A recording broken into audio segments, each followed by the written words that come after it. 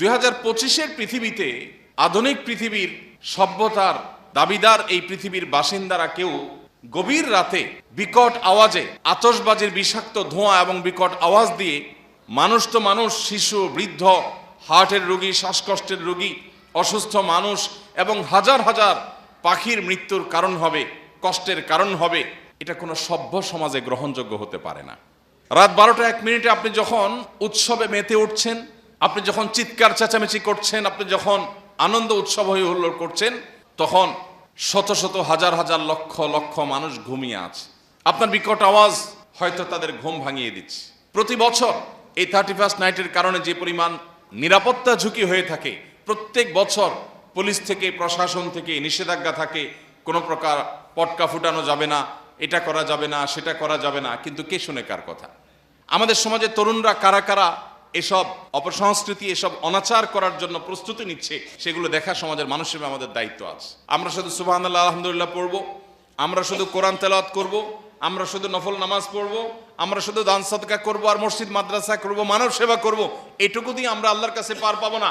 আমার চোখের সামনে অনাচার হচ্ছে, অন্যায় হচ্ছে, অশ্লীলতার বিস্তার হচ্ছে, বেহায়াপনার বিস্তার হচ্ছে, মানুষ এবং পশু পাখির কষ্টের কারণ হচ্ছে, মানুষের জীবন এবং স্বাস্থ্যের ঝুঁকি তৈরি করা হচ্ছে, সেটা দেখার পরও যদি আমার ন্যূনতম দায়িত্বটুকু পালন না করি, তো কিয়ামতের ময়দানে আল্লাহর কাছে আপনাকে আমাকে জবাবদিহি করতে হবে। প্রতি বছরই যখন খ্রিস্টীয় নববর্ষ ঘনিয়ে আসে, দেশের অগণিত মানুষ আতঙ্কগ্রস্ত হয়ে পড়েন। খ্রিস্টীয় নববর্ষকে উদযাপনের নাম করে তথাকথিত মুসলমানের সন্তানদের অনেক অনাচার, অনেক স্বেচ্ছাচারী এবং নানাবিধ অপকর্মের কারণে প্রকৃতি, পরিবেশ, স্বাস্থ্য ঝুঁকি, নিরাপত্তার ঝুঁকি, নৈতিকতার অবক্ষয় সহ একসাথে অনেকগুলো আঘাত আমাদের এই সমাজ, আমাদের এই রাষ্ট্র, আমাদের এই পরিবার এবং মানুষের উপরে প্রতিনিয়ত আক্রমণ হতে থাকে, পতিত হতে থাকে। প্রতি বছরই খ্রিস্টীয় নববর্ষ আসলেই সারা দেশের সমস্ত মসজিদগুলো থেকে ওলামা একরাম সচেতন করবার উদ্যোগ গ্রহণ করেন। ইমাম সাহেবগণ মানুষকে অনাচার থেকে নিবৃত রাখবার জন্য পথনির্দেশ দিয়ে থাকেন। কিন্তু দুর্ভাগ্যজনক সত্য এবং বাস্তবতা হলো, কর্পোরেট ব্যবসায়ীরা তাদের বাণিজ্যিক স্বার্থে, এক শ্রেণীর মিডিয়া তাদের সামান্য হীন পার্থিব স্বার্থ চরিতার্থ করবার জন্য তরুণদেরকে ভোগবাদের নামে উন্মাদনা, উশৃঙ্খলা, মাদক এবং স্বেচ্ছাচারিতা, নানাবিধ অপকর্মের দিকে তারা ঠেলে দেয়, এবং যার ফলশ্রুতিতে দিন যত অতিবাহিত হচ্ছে, আমাদের তরুণদের একটা উল্লেখযোগ্য অংশ, এমনকি কিশোরদের একটা উল্লেখযোগ্য অংশ তারা বিভ্রান্তির পথে পা বাড়াচ্ছে, নৈতিক অবক্ষয় চরমে পৌঁছেছে। আমরা প্রতি বছরই আপনাদেরকে এই সময় আসলে স্মরণ করাবার চেষ্টা করি। নতুন বছরের প্রথম মুহূর্তকে, প্রথম দিনটিকে বিশেষভাবে উদযাপন করবার, আনন্দ উল্লাস এবং হৈহুল্লোড় করে কাটাবার এই কৃষ্টি, এই সংস্কৃতি এসেছে শত শত হাজার হাজার বছর আগে অগ্নিপূজকদের থেকে। অগ্নিপূজক, প্রকৃতি পূজারীরা মনে করত বছরের প্রথম দিন, প্রথম ক্ষণ, প্রথম মুহূর্তকে আনন্দ উল্লাস করে, হৈহুল্লোড় করে, উৎসব করে, ভালো কিছু খেয়ে দিয়ে যদি কাটানো যায়, তাহলে সারা বছর ভালো থাকা যায়। এই কুসংস্কারাচ্ছন্ন, অযৌক্তিক, অবৈজ্ঞানিক এবং ভুল ভ্রান্ত বিশ্বাসের উপরে ভিত্তি করে তারা উদযাপন করত নওরোজ। রোজ মানে দিন, মানে নতুন, নওরোজ মানে হলো নতুন দিন। মূলত নওরোজ নামে এই নববর্ষ বা বছরের প্রথম প্রহর, প্রথম দিন, এই নতুন দিনটাকে উদযাপন করবার এই সংস্কৃতি অগ্নিপূজকদের থেকে আমাদের এখানে এসেছে, গোটা বিশ্বময় ছড়িয়েছে। পরবর্তীতে অগ্নিপূজকদের এই সৃষ্টি, এই সংস্কৃতিকে ধারণ করেছে খ্রিস্টানরা।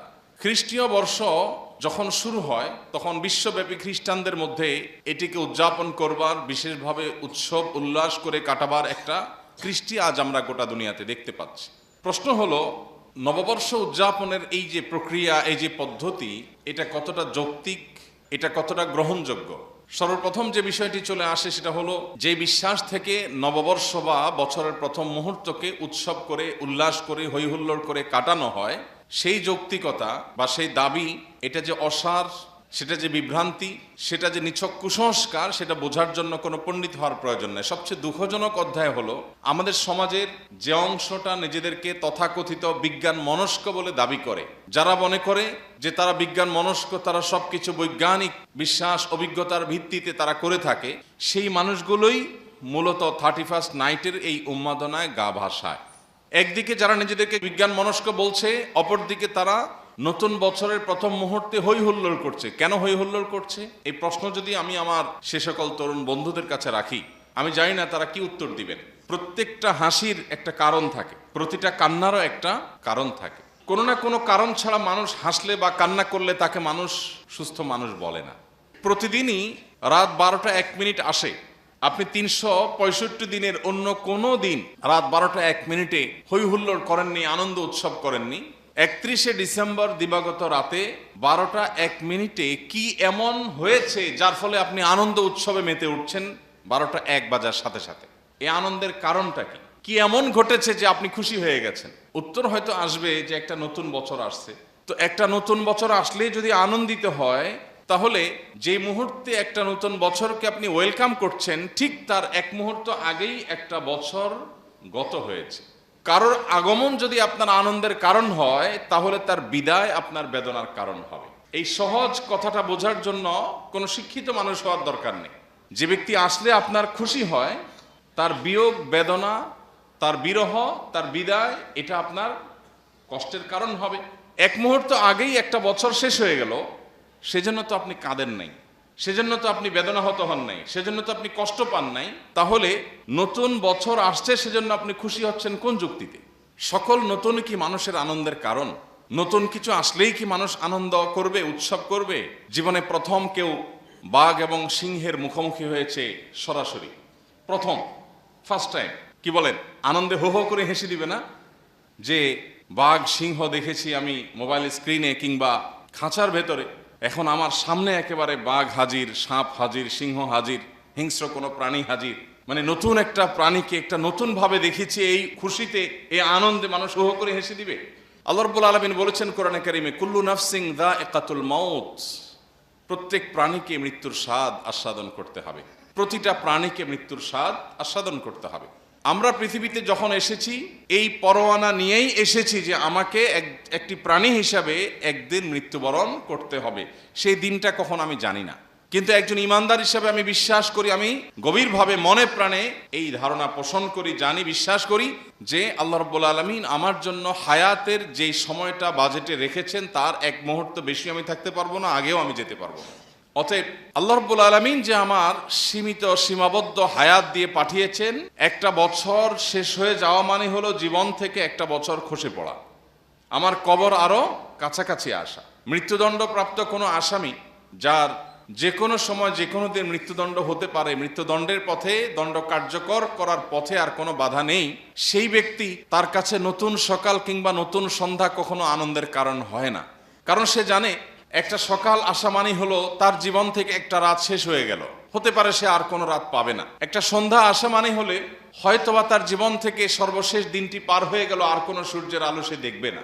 আমরা মৃত্যুদণ্ডপ্রাপ্ত আসামির মতো হুবহু না, কিন্তু আমরা মৃত্যুর পরোয়ানা নিয়েই দুনিয়াতে এসেছি।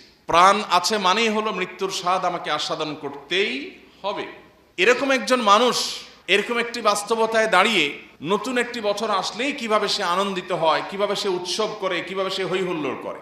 সম্মানিত ভাইরা, আমাদের বিবেকগুলোকে যদি আমরা একটু খরচ করার চেষ্টা করি, আমরা যারা নিজেদেরকে লজিক এবং যুক্তির অনুসারী এবং বিজ্ঞান মনস্ক বলে দাবি করি, আমরা যদি নিজেদেরকে প্রশ্ন করি যে 31st নাইটে 31শে ডিসেম্বর রাত 12টা 1 মিনিটে কি এমন হয়েছে যে আমি উৎসব করছি, সত্যি বলতে এই উৎসবের পেছনে যৌক্তিক কোনো কারণ খুঁজে পাওয়া যাবে না।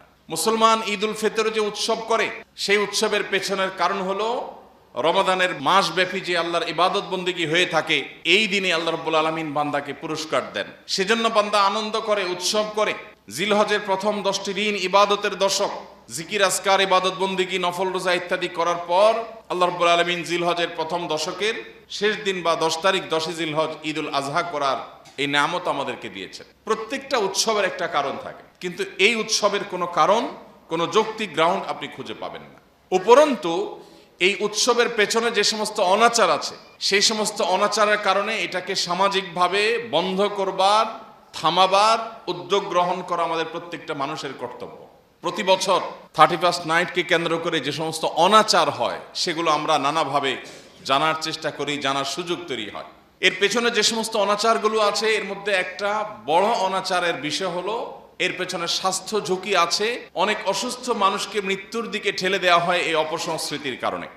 আতশবাজির কারণে আকাশে যে ধোঁয়ার সৃষ্টি হয়, এই ধোঁয়ার ফলে বিষাক্ত যে পদার্থের তৈরি হয় সেটা সাধারণ এবং স্বাভাবিক যে পদার্থ থাকে সেটার চাইতে কয়েক গুণ বেড়ে এমন একটা পর্যায়ে পৌঁছে যে বিশেষজ্ঞগণ বলছেন এর কারণে বৃদ্ধ, শিশু এবং শ্বাসকষ্টে যে সমস্ত রোগীরা ভোগেন, এটা তাদের জন্য নীরব ঘাতকের মতো একটা ভূমিকা অবতীর্ণ হয়।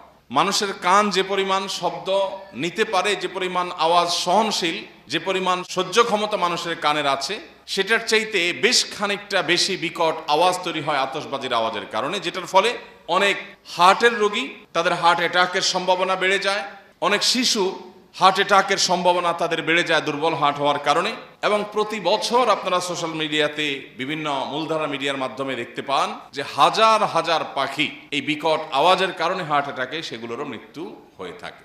2025-এর পৃথিবীতে, আধুনিক পৃথিবীর সভ্যতার দাবিদার এই পৃথিবীর বাসিন্দারা কেউ গভীর রাতে বিকট আওয়াজে আতশবাজির বিষাক্ত ধোঁয়া এবং বিকট আওয়াজ দিয়ে মানুষ তো মানুষ, শিশু, বৃদ্ধ, হার্টের রোগী, শ্বাসকষ্টের রোগী, অসুস্থ মানুষ এবং হাজার হাজার পাখির মৃত্যুর কারণ হবে, কষ্টের কারণ হবে, এটা কোনো সভ্য সমাজে গ্রহণযোগ্য হতে পারে না। রাত 12:01 আপনি যখন উৎসবে মেতে উঠছেন, আপনি যখন চিৎকার চেঁচামেচি করছেন, আপনি যখন আনন্দ উৎসব হয়ে হুল্লোড় করছেন, তখন শত শত হাজার হাজার লক্ষ লক্ষ মানুষ ঘুমিয়ে আছে। আপনার বিকট আওয়াজ হয়তো তাদের ঘুম ভাঙিয়ে দিচ্ছে। প্রতি বছর এই 31st নাইটের কারণে যে পরিমাণ নিরাপত্তা ঝুঁকি হয়ে থাকে, প্রত্যেক বছর পুলিশ থেকে, প্রশাসন থেকে নিষেধাজ্ঞা থাকে, কোনো প্রকার পটকা ফুটানো যাবে না, এটা করা যাবে না, সেটা করা যাবে না, কিন্তু কে শুনে কার কথা? গত কয়েক বছর আগে আপনারা দেখেছেন, সবগুলো গণমাধ্যমে ফলো করে প্রকাশিত হয়েছে যে এই আতশবাজি থেকে একজন নারী উদ্যোক্তা তার প্লাস্টিকের প্রোডাক্টগুলো তিনি তার বাড়ির ছাদে প্রস্তুত করে রেখেছিলেন ডেলিভারি দেওয়ার জন্য। এটাই তার সংসার চলার একমাত্র অবলম্বন ছিল। কোনো এক আতশবাজির এই উন্মাদনার আগুন এসে তার সেই প্লাস্টিকের উপর পড়ার পর সবগুলো প্লাস্টিক মুহূর্তের ভিতরে পুড়ে গলে সবগুলো শেষ হয়েছে, ধ্বংস হয়েছে। এবং তার সে কান্না, তার সে বেদনা, সেটা গণমাধ্যমের মাধ্যমে আমরা সবাই কম বেশি দেখেছি। আজও পর্যন্ত এই আতশবাজির এই অপসংস্কৃতিকে আসামের কাঠগড়ায় দাঁড় করিয়ে এটাকে বন্ধ করবার কোনো উদ্যোগ আমরা গ্রহণ করতে পারি নাই। আমাদের সবারই খুব ভালো করে মনে থাকার কথা সেই শিশুর কথা, যে শিশু আতশবাজির এই বিকট আওয়াজের কারণে মায়ের কোলে মৃত্যুবরণ করেছিল। এবং বিষয়টা আদালত পর্যন্ত গড়িয়েছে, কিন্তু আতশবাজি এখনো এদেশে বন্ধ হয়নি। 31st নাইটের এই সমস্ত অপসংস্কৃতি, এই সমস্ত অপকালচার, এগুলো পশ্চিমা দুনিয়া থেকে আমাদের দেশে যারা আমদানি করছে, তারা এদেশের তরুণদের নষ্ট করছে, আমাদের কিশোরদেরকে ধ্বংসের দিকে তারা নিয়ে যাচ্ছে। এমনিতেই আমাদের তরুণ এবং কিশোরদের মধ্যে নৈতিকতার তেমন কোনো চর্চা নেই, বালাই নেই। আমরা দেখতে পাচ্ছি একটা প্রজন্ম গড়ে উঠছে যাদের কাছে ভোগ ছাড়া আর কিচ্ছু নেই, যারা শুধুমাত্র হিয়ালিপনা জানে, উৎসব উল্লাস জানে, হই হুল্লোড় জানে, ফুর্তি করা জানে। এরকম একটা প্রজন্ম যখন গড়ে উঠছে, তখন পশ্চিমা দুনিয়া থেকে এই সমস্ত অপসংস্কৃতিগুলোকে আমদানি করে মরার উপরে খড়ার ঘায়ের মতো আমাদের তরুণকে, আমাদের তারুণ্যকে, আমাদের কিশোরদেরকে ধ্বংসের দ্বারপ্রান্তে নিয়ে যাওয়া হচ্ছে। প্রিয় ভাইরা আমার, সময় এসেছে এই অপসংস্কৃতির বিরুদ্ধে আমাদের প্রত্যেকটা মানুষকে রুখে দাঁড়াবার। প্রত্যেকটা সমাজে, প্রতিটা মসজিদ এবং মহল্লা থেকে 31st নাইটের এই অপসংস্কৃতি এবং এই অনাচার, এটা প্রতিরোধে কমিটি হওয়া দরকার। আইন হাতে তুলে নেওয়া নয়, কিন্তু অধিকারের নামে কেউ অনাচার করতে চাইলে, পরিবেশকে বিপর্যস্ত করতে চাইলে, মানুষের জীবন এবং স্বাস্থ্যের ঝুঁকির কারণ হতে চাইলে, কোনো মানুষ, কোনো পশু পাখি এবং পরিবেশকে ক্ষতিগ্রস্ত করতে চাইলে সেটা বাধা দেওয়া, সেটা বন্ধ করবার জন্য সামাজিক উদ্যোগ গ্রহণ করা, এটা আমাদের প্রত্যেকটা মানুষের নৈতিক দায়িত্ব। চেষ্টা করবো তো আমরা ইনশাআল্লাহ। যে সমস্ত বাবা মা নিজেদের তরুণ এবং কিশোর সন্তানদেরকে 31st নাইটের এই উন্মাদনা করতে সহযোগিতা করেন, অনেক বাবা মা আছেন নিজে হয়তো নামাজ কালামও পড়েন, অথচ তার সন্তান বিপদগামী হচ্ছে, অপসংস্কৃতির দিকে পা বাড়াচ্ছে, কিন্তু তিনি দেখেও না দেখার ভান করছেন, বুঝেও না বুঝার ভান করছেন, বরং অনেক ক্ষেত্রে সন্তানকে টাকা দিয়ে তার এই অপকর্ম করতে সাহায্য করছেন। মনে রাখবেন, প্রত্যেকটা আতশবাজি বহু প্রাণীর বদদোয়া, বহু প্রাণীর ক্ষতি, বহু মানুষের ক্ষতি, অনেকের কষ্টের কারণ। আপনি অগণিত মানুষের প্রতি যে জুলুম করছেন, এই জুলুমের প্রতিকার করবার সুযোগও দুনিয়াতে পাবেন না, কারণ এই মানুষগুলোকে খুঁজে খুঁজে মাপ চাওয়ার সুযোগ হয়তো পাবেন না। প্রত্যেকটা অপকর্মের দায় কম বেশি আপনাকে দুনিয়াতে বহন করতে হবে, আখিরাত তো আছেই। প্রিয় ভাইরা আমার, বিশেষ করে ঢাকা শহরের মতো এমন একটি শহর, যে শহর বায়ু দূষণের ক্ষেত্রে পৃথিবীর টপ 3-4টি শহরের মধ্যে সব সময় থাকে, এরকম একটা শহরের মধ্যে যদি একটি রাতে শত শত হাজার হাজার আতশবাজি দিয়ে আকাশকে ধোঁয়াশাচ্ছন্ন করা হয়, পরিবেশকে ধ্বংস করা হয়, তাহলে সেটা কোনো অবস্থাতে আমাদের কাছে গ্রহণযোগ্য হওয়ার কথা নয়। যেই ঢাকা শহরের উপর দিয়ে পরিপূর্ণরূপে বৈদ্যুতিক তারের জাল বিছানো আছে, আমরা যেদিকে তাকাই আমাদের মাথার উপরে বৈদ্যুতিক তারের বিশাল জাল নেটওয়ার্ক গোটা ঢাকা শহর জুড়ে আছে। চিটাগাং শহর, বড় বড় শহরগুলো সবগুলো বৈদ্যুতিক তারের জালের নিচে। এইরকম একটা শহরে আতশবাজির আগুন যখন উপরে ছোঁড়া হয়, সেখান থেকে দুর্ঘটনায় শত শত হাজার হাজার মানুষও যদি মারা যাওয়ার মতো ঘটনা ঘটে, তবে সেটা অবাক হওয়ার মতো কোনো বিষয় থাকবে না। এই সব কিছু জেনে বুঝে আমরা যেন দেখেও না দেখার ভান করছি। আমরা গেল সপ্তাহে বলেছি, একজন মুসলমান তিনি সৎ কাজের আদেশ এবং অসৎ কাজে বাধা প্রদান করতে হবে। শুধু ব্যক্তিগত নেকামল দিয়ে কেউ আল্লাহর কাছে প্রিয় পাত্র বা মুত্তাকি বা ভালো মুসলমান হতে পারবে না। ভালো মুসলমান হওয়ার জন্য আমাকে অন্যায়ের বিরুদ্ধে কথা বলতে হবে, অন্যায়ের বিরুদ্ধে অবস্থান নিতে হবে। আমি জানি এটা অন্যায়, কিন্তু আমি মুখ খুলছি না, আমার নিজেকে নিয়ে আমি ব্যস্ত আছি। এটা স্বার্থপর মানুষের কাজ, এটা কোনো মুসলমানের কাজ হতে পারে না। আমরা প্রত্যেক মুসলমান যদি আজ অসৎ কাজে বাধা প্রদান করবার এই কাজটাকে সঠিকভাবে আঞ্জাম দিতাম, তাহলে সমাজে এই সমস্ত অনাচার ঘটতো না। আপনি গান শুনবেন, আনন্দ উৎসব করবেন, ফুর্তি করবেন, এটা একান্ত আপনার ব্যক্তিগত বিষয়। কিন্তু আপনার আনন্দ উৎসব আমার বেদনার কারণ হতে পারে না, আপনার ফুর্তি আমার কষ্টের কারণ হতে পারে না। এটা কোনো সমাজে গ্রহণযোগ্য না, কোনো যুক্তিতে এটা কেউ করতে পারে না। কিন্তু সমাজের উচ্ছৃঙ্খল তরুণরা এই 31st নাইট উদযাপন করবার জন্য যে সমস্ত আয়োজন করে, অনেক ভবনের ছাদে এই সমস্ত অনাচার যখন হয়, আমরা অনেকে দেখেও না দেখার ভান করে থাকি। বাড়ি মালিকদের কর্তব্য ভবনের ছাদগুলো সব তালা মেরে রাখা, অভিভাবকদের কর্তব্য সন্তানদের দেখে শুনে রাখা, তাদেরকে বোঝানো, কাউন্সিলিং করা যে এ কেমন উৎসব, যে উৎসব বহু পাখির মৃত্যুর কারণ হবে। প্রতি বছর আপনারা দেখেন বিভিন্ন স্থাপনা, বিল্ডিং এ, বিভিন্ন জায়গায়, বিশেষ করে পরিত্যক্ত ভবনে, বিভিন্ন ব্রিজ কালভার্টের নিচে, বিভিন্ন জায়গায় অসংখ্য পাখিরা ছুটোছুটি করতে থাকে, হুড়োহুড়ি করতে থাকে। কারণ বিকট আওয়াজ এটা তাদের হার্ট অ্যাটাকের কারণ হয়, তাদের কষ্টের কারণ হয়, এবং মৃত্যুর মুখে বহু পাখি ঝরে পড়ে। তো একজন অভিভাবক হিসাবে আমাদের সন্তানদের প্রতি আমাদের দায়িত্ব আছে। আমাদের সমাজের তরুণরা কারা কারা এসব অপসংস্কৃতি, এসব অনাচার করার জন্য প্রস্তুতি নিচ্ছে, সেগুলো দেখা সমাজের মানুষ হিসেবে আমাদের দায়িত্ব আছে। আমরা শুধু সুবহানাল্লাহ আলহামদুলিল্লাহ পড়বো, আমরা শুধু কোরআন তেলাওয়াত করব, আমরা শুধু নফল নামাজ পড়ব, আমরা শুধু দান সদকা করব, আর মসজিদ মাদ্রাসা করব, মানব সেবা করব, এটুকু দিয়ে আমরা আল্লাহর কাছে পার পাবো না। আমার চোখের সামনে অনাচার হচ্ছে, অন্যায় হচ্ছে, অশ্লীলতার বিস্তার হচ্ছে, বেহায়াপনার বিস্তার হচ্ছে, মানুষ এবং পশু পাখির কষ্টের কারণ হচ্ছে, মানুষের জীবন এবং স্বাস্থ্যের ঝুঁকি তৈরি করা হচ্ছে, সেটা দেখার পরও যদি আমার ন্যূনতম দায়িত্বটুকু পালন না করি, তো কিয়ামতের ময়দানে আল্লাহর কাছে আপনাকে আমাকে জবাবদিহি করতে হবে। প্রিয় ভাইরা আমার, আমাদের প্রত্যেকটা মানুষকে সচেতন হতে হবে, অন্যদেরকে সজাগ করতে হবে, সচেতন করতে হবে। আল্লাহ আমাদের সবাইকে সেই তৌফিক দান করুন। প্রিয় ভাইরা আমার, এই 31st নাইটের এই অপসংস্কৃতি, একে তো এটার পেছনে অগ্নিপূজকদের কুসংস্কারাচ্ছন্ন বিশ্বাস আছে। কোন মুসলমান বা তথাকথিত বিজ্ঞান মনস্ক হওয়া দাবিদার কোনো মানুষও এই সংস্কৃতিকে তার গায়ে মাখাতে পারে না। দ্বিতীয়ত, এর পেছনে এত পার্থিব ক্ষতি আছে, এর পেছনে অনেক অনাচার আছে, সেগুলোর পাশাপাশি আমাদের চোখের সামনে দেখা স্পষ্ট যে ক্ষতিগুলো আছে, সেগুলোর হাত থেকে মানুষকে বাঁচাবার জন্য আমরা প্রত্যেকটা মানুষ এটার বিরুদ্ধে দাঁড়াবার কথা। প্রতি বছর 31st নাইট উপলক্ষে আমাদের দেশের দামি দামি হোটেল রেস্তোরাঁগুলোতে যে সমস্ত বড় বড় গানের এবং আমোদের আসর বসে, যে পরিমাণ মাদকের ছড়াছড়ি হয়, যে পরিমাণ অর্থের অপচয় হয়, তার সিকি ভাগও যদি ব্যয় করা হতো, তাহলে দেশে শীতে কম্পমান শত শত হাজার হাজার বনি আদমের শীত নিবারণের ব্যবস্থা হয়ে যেত। দুর্ভাগ্য আমাদের, আমরা টাকা আকাশে আগুনে পোড়াচ্ছি। আপনি আতশবাজি করছেন না, আপনি মূলত টাকা পোড়াচ্ছেন। অথচ আপনি যেই ছাদের উপর দাঁড়িয়ে আকাশে ছুঁড়ে টাকা পোড়াচ্ছেন, ঠিক তখনও যদি আপনি নিচের দিকে তাকান, হয়তো দেখতে পাবেন রাস্তার ধারে কোনো অসহায় শিশু মায়ের কোলে ঘুমেছিল। আতশবাজির আওয়াজে, আলোতে, বিকট শব্দে, ধোঁয়ায় সে নানাভাবে হয়তো তার ঘুম ভেঙে গেছে। সে তার মাকে জিজ্ঞাসা করছে, মা, আকাশে কি এটা? বহু মানুষ এই শীতের কষ্টে ভালো করে উপার্জন করবার সুযোগ পাচ্ছে না। আপনি কুড়িগ্রাম, পঞ্চগড় এবং যশোর, কুষ্টিয়া বর্ডার এলাকার অনেক জেলাগুলোতে গেলে দেখতে পাবেন যে অনেক দিনমজুর এই তীব্র শীতের কারণে কাজ করতে যেতে পারে না, কাজ পায় না বা কাজ করতে যেতে পারে না। খাদ্যের অভাবে তারা রীতিমতো দিনাতিপাত করতে হয়। সেই সমাজের বুকের উপর দাঁড়িয়ে আপনি আকাশে আগুনে টাকা পোড়াবেন, এই বিষয়টি আমাদের বিবেককে একটা বার যদি আমরা প্রশ্ন করি, এটা কোনো বিবেকবান মানুষ করতে পারেন কিনা। আনন্দ উৎসব তো ইসলামে নিষেধ না। মানুষ বেঁচে থাকার জন্য হাসি কান্না সবগুলোই মানুষের জীবনের অংশ, এগুলোর দরকার হয়।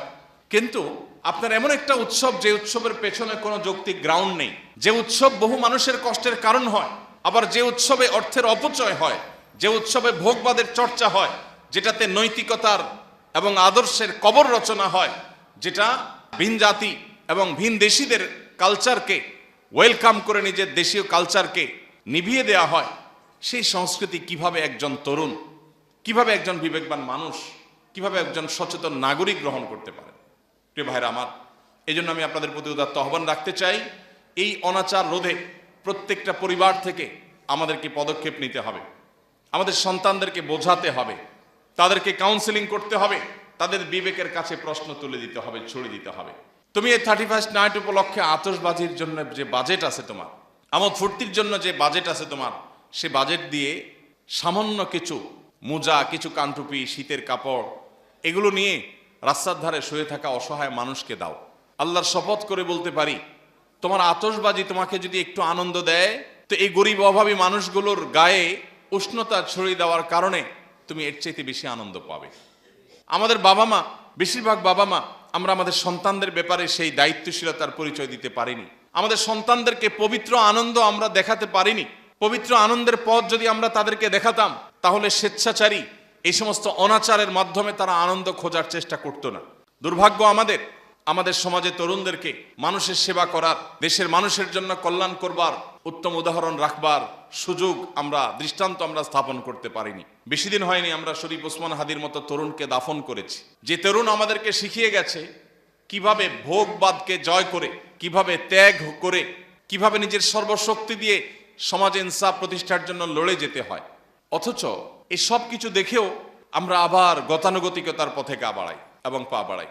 অতএব আল্লাহ রাব্বুল আলামিন আমাদের তারুণ্যকে বিজাতীয় সমস্ত অপসংস্কৃতি থেকে হেফাজত করুন, আমাদের সমাজকে এই সমস্ত অনাচার থেকে মুক্ত করুন, আমাদের পরিবারের সন্তানগুলোকে জান্নাতি চিন্তা করার এবং পবিত্র আনন্দ ধারণ করার তৌফিক দান করুন। এই সমস্ত অপবিত্র আনন্দ, যে আনন্দের পেছনে আছে বহু বেদনা, যে আনন্দ বহু মানুষের, বহু পশু পাখির, পরিবেশের কষ্টের বিপর্যয়ের কারণ হতে পারে, সেটা থেকে বের হয়ে আসার তৌফিক আল্লাহ আমাদের তারুণ্যকে দান করুন। আমরা যদি সমাজে কিছু মানুষ দাঁড়িয়ে যাই, উদ্যোগ নেই যে আমাদের সমাজে অনাচার আমরা হতে দেব না, তাহলে সেই সমাজটা অন্তত মুক্ত থাকতে পারে। চেষ্টা করা যায় না ইনশাআল্লাহ? আমি আমার জীবনে আমার ব্যক্তিগত ক্ষুদ্র সামর্থ্য দিয়ে আমি এই জাতীয় বহু অনাচার বন্ধের উদ্যোগ নিয়েছি। এরকম 31st নাইটে রাত 12:01 যখন এই হই হুল্লোড় এবং উন্মাদনা এবং অনাচার এবং জুলুম, পরিবেশ বিপর্যয় করবার এই উদ্যোগ যখন নেওয়া হচ্ছে, তখন আমি নিজে গিয়ে সেটা বন্ধ করবার উদ্যোগ নিয়েছি আলহামদুলিল্লাহ। প্রত্যেকটা সমাজ থেকে যদি এরকম তরুণদেরই একটা কমিটি হয়, যে আমাদের বিপদগামী তরুণদেরকে আমরা বোঝাবো যে তোমার একটা আতশবাজির, একটা আগুনের একটা অংশ যদি কোনো একটা বৈদ্যুতিক তারে পড়ে, একটা বিল্ডিং ছাই হয়ে যেতে পারে, মানুষগুলো কয়লা হয়ে যেতে পারে। তুমি আগুন নিয়ে খেলা করছো। ফুর্তি করার তো একটা সীমা আছে, একটা রেখা আছে। আজ ভোগবাদ আমাদেরকে কুরে কুরে খাচ্ছে। নৈতিকতাকে আমরা কবর দিয়ে ফেলেছি, নৈতিকতার কবর রচনা হয়ে গেছে। আবারও আমাদের এই বিবেকগুলো জেগে উঠুক, আমাদের অন্তর্চক্ষু খুলে যাক, আমাদের দায়িত্বশীলতা, দায়িত্ব সচেতনতা বৃদ্ধি পাক, এবং আমাদের অনাচার, জুলুম, অবিচার এবং মানুষ এবং পরিবেশকে বিপর্যস্ত করবার মতো এই জাতীয় কালচার, এগুলো নিপাত যাক, এগুলো বন্ধ হোক। আল্লাহ তাআলা আমাদের সবাইকে সেই তৌফিক দান করুন। আস-সুন্নাহ ফাউন্ডেশন, উম্মার স্বার্থে, সুন্নাহর সাথে।